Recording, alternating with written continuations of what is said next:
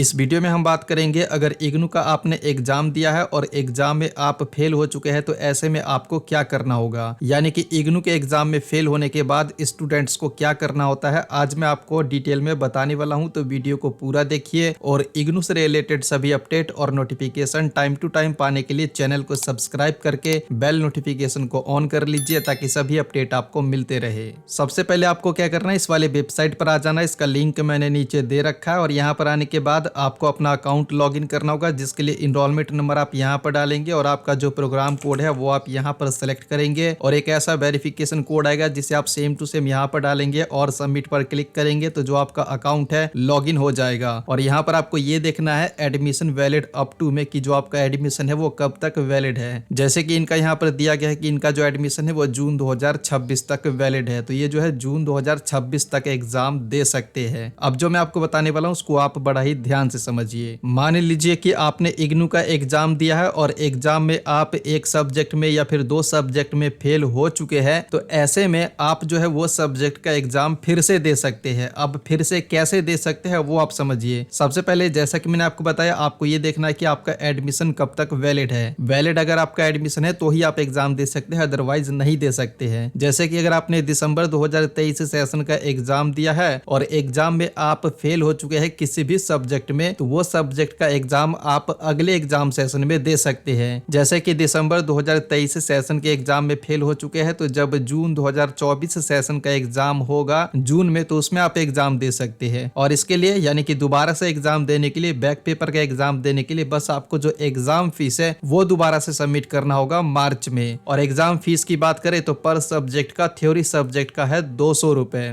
या फिर मान लीजिए कि आप जून 2024 में एग्जाम नहीं देना चाहते हैं किसी कारण से, तो आपका एडमिशन अगर दिसंबर 2024 तक वैलिड है, तो जिस सब्जेक्ट में आप फेल हो चुके हैं वो सब्जेक्ट का एग्जाम आप दिसंबर 2024 सेशन में भी दे सकते हैं। बस इसके लिए जो आपका एडमिशन है वो दिसंबर 2024 तक वैलिड होना चाहिए। या फिर आप ऐसे भी कर सकते हैं, मान लीजिए कि आपने दिसंबर 2023 सेशन का एग्जाम दिया और एग्जाम में आप एक सब्जेक्ट में, दो सब्जेक्ट में या फिर तीन सब्जेक्ट में फेल हो गए और आपका जो सेकेंड ईयर का एग्जाम है, एग्जाम्पल से समझिए कि आपका जो सेकेंड ईयर का एग्जाम है वो दिसंबर 2024 सेशन में होने वाला है और आप जून में बैक पेपर का एग्जाम नहीं देना चाहते हैं। आप चाहते हैं कि जो सेकेंड ईयर का जब आप एग्जाम देंगे दिसंबर 2024 में, तो उसी में आप बैक पेपर का भी एग्जाम देना चाहते हैं सेकेंड ईयर के एग्जाम के साथ, तो आप ऐसा भी कर सकते हैं। यानी कि अभी जिस सब्जेक्ट में आप फेल हो चुके हैं वो सब्जेक्ट का एग्जाम जब आप सेकेंड ईयर का एग्जाम देंगे दिसंबर 2024 में, तो उसमें आप साथ ही में बैक पेपर का भी एग्जाम दे सकते हैं। लेकिन इसके लिए एक शर्त यह है कि जो आपका सब्जेक्ट है वो क्लैश नहीं होना चाहिए, यानी कि आपके दो सब्जेक्ट का एग्जाम, एक बैक पेपर का और एक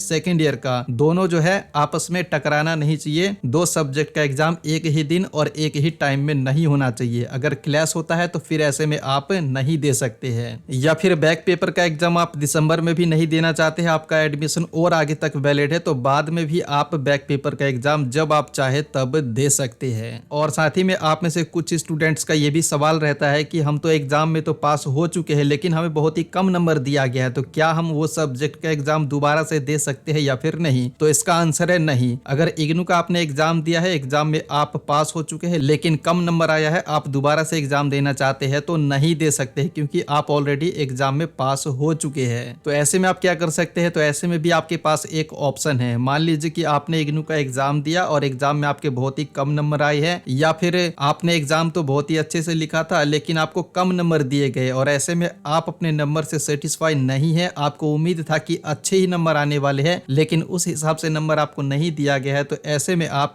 री इवैल्यूएशन के लिए अप्लाई कर सकते हैं, यानी कि आप अपना पेपर दोबारा से चेक करवा सकते हैं। या फिर आप ये देखना चाहते हैं कि जो आप आंसर लिख करके आए हैं आपका आंसर शीट कैसे चेक हुआ है, कौन से प्रश्न में कितना नंबर दिया गया है, नंबर को किस तरीके से काउंट किया गया, शायद कोई ऐसा क्वेश्चन हो जिसको चेक ना किया गया हो, यानी कि आंसर शीट का स्कैन कॉपी मंगवा करके आप देख सकते हैं। तो ऐसे में आपको कॉपी ऑफ आंसर स्क्रिप्ट के लिए अप्लाई करना होगा, जिसके लिए आपको पर सब्जेक्ट का 100 रुपए का पेमेंट करना होगा। और री इवैल्यूएशन के लिए अप्लाई करना चाहते हैं तो ऐसे में आपको 750 रुपए का पेमेंट करना होगा। लेकिन यहाँ पर मैं आपको रिकमेंड ये करूंगा कि अगर आप री इवैल्यूएशन के लिए अप्लाई करते हैं तो साथ ही में आप कॉपी ऑफ आंसर स्क्रिप्ट के लिए भी अप्लाई कीजिए, तो ऐसे में ज्यादातर चांस रहता है कि जो आपका नंबर है वो इंक्रीज हो जाता है। इस वीडियो में इतना ही। वीडियो पसंद आया है तो लाइक कीजिए, शेयर कीजिए। कीजिए और इग्नू से रिलेटेड सभी अपडेट इंस्टेंटली पाने के लिए आप हमारे टेलीग्राम चैनल को भी ज्वाइन कर सकते हैं। लिंक मैंने नीचे दे रखा है।